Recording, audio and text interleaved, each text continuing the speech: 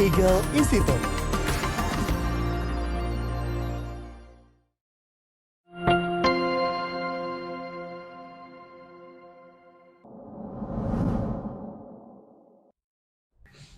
Halo Smart Frenzy, selamat datang di podcast Eagle Institute Bali Nusra.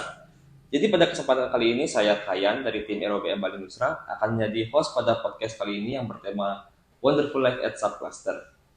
Jadi hari ini kita berada di Depo Buleleng untuk bertemu dengan salah satu ISC terbaik kita yaitu Mas Bagus. Jadi nantinya kita akan membedah keseharian Mas Bagus selama berada di Depo Buleleng. Jadi tanpa basa-basi langsung saja kita sambut Mas Bagus Haryo. Halo Bro Kayan. Halo Mas Bagus, gimana nih kabarnya Mas Bagus? Alhamdulillah baik. Kok kelihatan lusuh gini Mas Bagus? Wah, dari mana ini? Habis di sini kebetulan nih. Wih, luar biasa sekali. Di sela-sela waktu sibuknya menyempatkan untuk ikut podcast di sini. Ya. Gak apa-apa. Ini saya makasih juga lo udah disamperin nih. Di Buleleng iya. jauh nih. Sama-sama Mas. Sekalian jalan-jalan lah. Jalan-jalan ya. Iya, cobain ke Buleleng. Siap. Oke. Mungkin kita langsung aja mulai podcastnya ya. Kita pertama itu pengen nanya sih Mas. Oh, nanya apa tuh? Keseharian Mas itu selama ada di subcluster itu ngapain aja sih? Mungkin dari pagi datang ke depo sampai nanti pada saat jam pulang kerja itu ngapain aja gitu. Mungkin itu sih yang biar kita semua tahu lah Ya. kegiatannya Mas Bagus selama di subcluster. Harian ya. Iya. Jadi gini sih, mungkin tentunya tiap hari ya. Kita itu datang ke depo jam 8 pagi. Nah, sebelumnya itu ada briefing dari region mungkin sampai ya 5 sampai 15 menit lah ya terkait apa yang harus kita lakukan di hari itu. Terus mungkin ada yang program-program yang harus diselesaikan seperti itu. Lalu selanjutnya kita briefing dengan SFA dan juga oleh SPV ya terkait hasil kemarin apa yang kurang. Lalu apa yang menjadi fokus di isi SFA di hari itu. Nah, setelah itu selesai SFA ambil barang.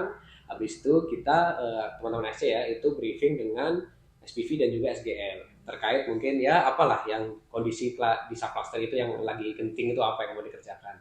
Mungkin juga kalau dengan SGL ya performance mana yang harus difokuskan, toko-toko mana yang sell out sama sell-nya turun atau sub-nya turun seperti itu. Nah setelah itu, semua itu selesai, mungkin juga kadang-kadang ada interview dengan SGS dan SDS jika emang kita lagi butuh orang di subcluster itu. Setelah itu semua selesai, barulah kita ke lapangan. Biasanya sih teman-teman SC ya terus saya ya itu juga visit ke outlet yang melakukan mengalami penurunan sell through dan juga sell out. Nah itu yang bisa kita fokuskan dulu. Setelah itu mungkin juga ke outlet SGS yang mengalami penurunan produktivitas atau mungkin juga ada kendala di outletnya seperti itu. Nah setelah itu semua selesai juga terkadang kita join mock sell dengan teman-teman SGS juga di sore hari seperti itu sih. Lalu setelah itu semua selesai kita balik ke depo. Ketemu dengan SPV lagi, terus kita tagih tuh kita monitoring apa sih yang kita komitmen tadi pagi yang udah dilakukan dan kalau yang kurang itu ya solusinya seperti apa kita omongkan dengan SPV di hari itu. Nah biasanya juga di sore hari itu sudah ada data yang dikirim oleh tim region untuk bisa kita olah dan bisa kita bahas di kesekon harinya.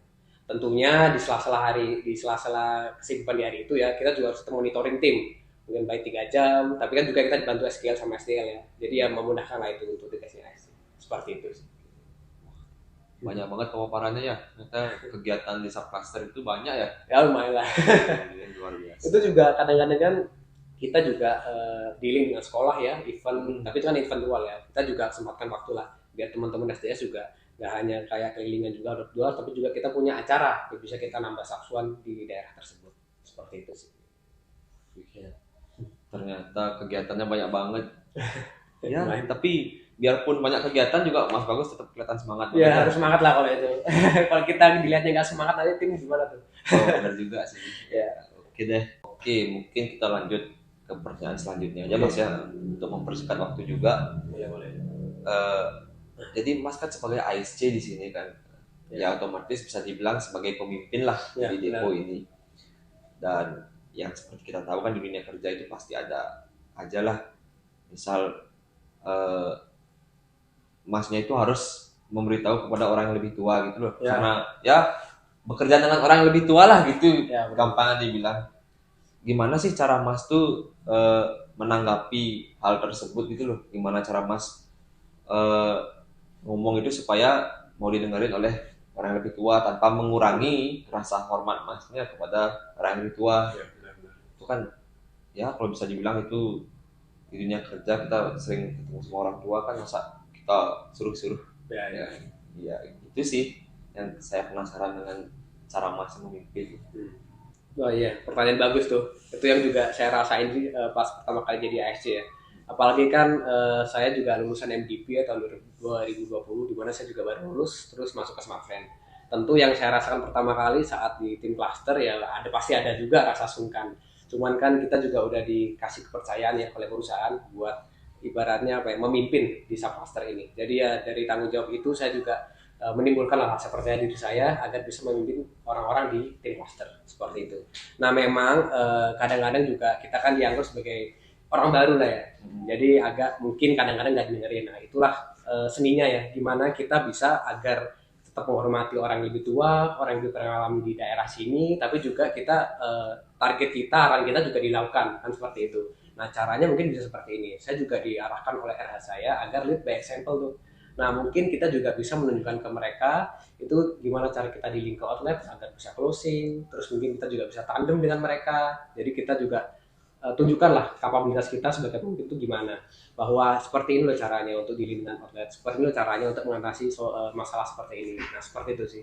Jadi kalau kita nggak menunjukkan kapabilitas kita, ya akhirnya ya mereka merasa yang lebih tua lah teman pemimpin. Nah, cuman kan dengan seperti ini akhirnya terbukti kan bahwa yang memimpin itu ya sebenarnya yang mempunyai kapabilitas seperti itu. Tapi ya itu juga seninya, kita harus bisa tengah-tengah lah, kita harus bisa mengasih arahan tapi tetap menghormati ke mereka ya, seperti itu.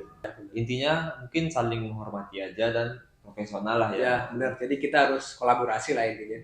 Kan juga mereka yang yang udah punya pengalaman ya di daerah sini, dan kita tinggal ya mengarahkan dengan menambahkan apa yang belum dikerjakan sama mereka, seperti itu.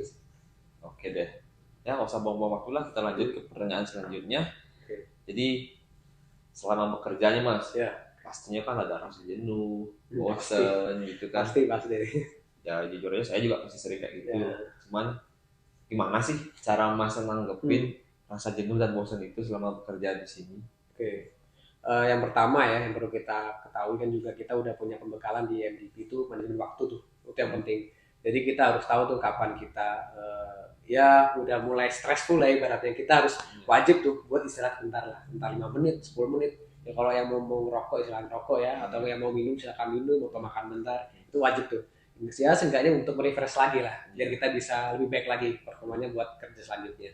Dan yang kedua ini bersyukurnya ya, saya kan ditempatkan di Bali nih. Nah, Bali terkenal sama ya banyak lah tempat wisatanya. Apalagi penempatan saya ini di Buleleng. Dimana kan kalau orang taunya ke Bali ya mungkin ke Nusa Dua, ke Kuta, ke Canggu, Sanur segala, atau ke Ubud. Nah, di Buleleng ini banyak area yang belum pernah saya kunjungi sebelumnya. Jadi selama saya GC ya sekalian lah ya ngelihat mana yang belum saya lihat, mana pantai, mungkin pas saya istirahat. Jadi makan siang, oh berhenti di sini bentar, oh itu kan udah lumayan healing tuh. Iya, sambil healing Ya benar. Jadi sambil kita istirahat makan bentar, sambil kita lihat pantai, kan seperti itu. Itu sih caranya. Itu Mas ya. Tapi jujur Mas, saya juga sebelumnya jarang ke Buleleng karena memang ya tempat wisata di sini kan mungkin kurang ya seperti di Sanur, jauh sih apalagi dari kota. Itu jauh banget kan, jadinya ya agak males lah. Cuma kan sekarang dapat kesempatan ke sini jadi tahu ternyata deket depo juga ada pantai di belakang kan, bisa ngambil beli bakso mungkin, ada dagang-dagang gitu banyak. Jadi setelah kita pusing briefing, pusing apa ya, ngelihat sunset bentar kan apa salahnya. Hilangin jenuhnya ya. Oke. Jadi itu dia cara Mas bagus ternyata buat ngilangin stres atau jenuhnya ya.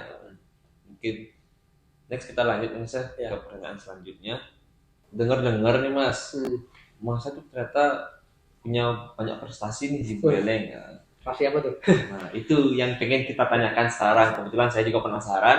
Jadi bisa dijelasin nggak sih Mas prestasi Masnya apa aja selama berada di Depo Buleleng sebagai ASC? Kalau prestasi mungkin yang terlalu tinggi lah ya kata-katanya. Jadi mungkin ya kita sederhanakan pencapaian lah mungkin selama di Buleleng. Yang saya ingat sih pertama di bulan Maret ya, itu pelanggan Smartfren sih di sini ada total 53.000. Nah sekarang sih udah di angka 66.000. Memang sih belum sesuai target. Cuman ya itu lumayan lah penambahan yang cukup banyak lah menurut saya seperti itu. Lalu sih kemarin juga saya dengar bulan Maret ya khususnya itu masuk ke top 10 nasional di average BTS yang terbesar. Jadi di angka 32,7 lah. seperti itu. Dan juga sih secara operasional ya, itu saya udah berhasil tuh akuisisi makin banyak lah OMSGS yang makin support smartfren. Terutama dari Buleleng ya sampai ke Gimanus itulah, itu udah ibaratnya ya di smartfrenin semua lah. Wih, luar biasa. Nah terus mungkin ini juga ada dari sobat ya, itu sudah ada yang lumayan menang sebelumnya, itu belum pernah ikut sobat itu belum pernah tuh outlet ini. Nah itu sebelumnya di periode sebelumnya ya, itu udah ada yang menang juara 1 di Regen, lumayan lah untuk langkah pertama. Itu luar Seperti biasa itu. sih. Ternyata pencapaiannya Mas Bagus banyak banget ya, luar biasa sekali. Ini mungkin nyambung ya Mas ya ke pertanyaan selanjutnya. Dengan banyaknya pencapaian Mas Bagus nih, kira-kira Mas Bagus punya pesan nggak yang bisa disampaikan buat ISCS yang lain supaya bisa jadi kayak Mas Bagus misalnya dengan pencapaian yang luar biasa kan? Siapa tahu bisa memotivasi nih ISCS yang lain yang ada di Bali Nusra. Mungkin inilah ya, saya juga masih banyak kekurangan lah, biar kita bisa maju bareng mungkin pesannya. Jadi sih pesannya sih yang paling penting ini menurut saya, itu harus kita kenali daerah kita sendiri yang kita tempatin. Saya kan juga lulusan MDP dan penempatannya waktu itu di Denpasar. Nah kita tahu tuh Denpasar kan metropolitannya Bali lah ya. Terus saya dipindah ke Buleleng, dimana Buleleng kan kota yang outer lah ibaratnya seperti itu. Jadi karakteristik pelanggannya beda, outletnya juga beda. Jadi ya mempengaruhi basic operasional kerja di sini juga lumayan beda lah sedikit. Dan juga rame-ramenya tempat-tempat itu juga pasti beda. Nah dari kita tahu dulu daerah kita gimana, barulah kita bisa tetapkan strategi biar pas lah yang daerah kita serang ini seperti apa. Cuma kita tidak boleh melupakan arahan juga dari region, dari kita tetap selaras. Dimana juga ini juga pesan kedua ya, kita tetap harus terbuka dengan region. Kita koordinasikan kekurangan kita apa, kita butuh apa di sini. Soalnya kan kita juga nggak bisa menyelesaikan semua masalah ya. Kita juga nggak bisa semena-mena lah di sini. Kita tetap harus punya atasan yang kita harus tanggung jawabkan di daerah ini gimana. Jadi kita koordinasikan kalau ada masalah. Seperti itu sih. Yang ketiga sih ya tetap semangat lah ya intinya. Biasa. Seperti itu. Kita jam segini tapi semangatnya Mas Bagus masih berkobar. Ya. Oke, mungkin waktunya udah menunjukkan. Udah mau closing nih. Ini udah mau closing belum ditawarin minum nih. Saya lupa. Mungkin bisa diminum dulu Mas. Ayo kita minum dulu lah ya. Wah, lumayan nih, aus disilang. Aus disilang katanya. Oke deh. Mungkin sebelum kita closing kita jargon dulu ya Mas. Boleh, ayo kita jargon. Supaya closingnya lebih semangat lagi. Siap, ayo. Oke. Langsung Mas ya. Yuk. Smart friend, ayo pintar bareng, ayo kerja bareng, ayo sukses bareng. Bali Nusra, semangat, kuat, juara. Thank you. Thank you Mas Bagus ya sudah dijemput di sini. Dadah. Ayo pintar bareng, ayo kerja bareng, ayo sukses bareng.